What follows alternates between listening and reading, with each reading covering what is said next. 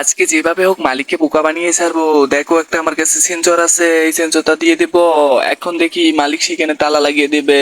আমি এতক্ষণ অন্ধর বেশ নিয়ে থাকি।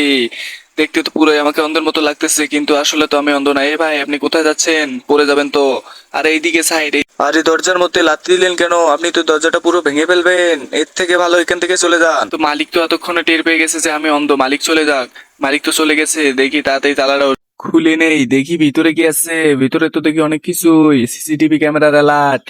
তো যেভাবে হোক বদ্ধ করতে হবে। তো আমি পারলাম না, থাক আপাতত এটা। কি ব্যাপার, ফোনের মধ্যে কিসের অ্যালার্ট দিল? তাহলে ওই শালাই চোর, সিসিটিভি ফুটেজে ওকে দেখতেছি, ধর ওকে গিয়ে। আরে এখানে তো অনেক কিছু, দেখি অনেকগুলো তার আছে, সবগুলো নিয়ে নেই। আরে 2 কয়েল তার নিলাম, আরে পড়ে গেল, তাড়াতাড়ি নে। তার আগে তুমি যদি শয়তানকে ঘৃণা করো আর তোমার মাকে মন থেকে ভালোবেসে থাকো, তাহলে ভিডিওটিকে একটি লাইক করে চ্যানেলটিকে সাবস্ক্রাইব করে দাও আর কমেন্ট বক্সে এই ইমোজিটা কমেন্ট করো। প্লিজ মালিক, মেরো না আমায়, এবারের মতো মাফ করে দাও মালিক, আর কোনোদিনও এরকম হবে না।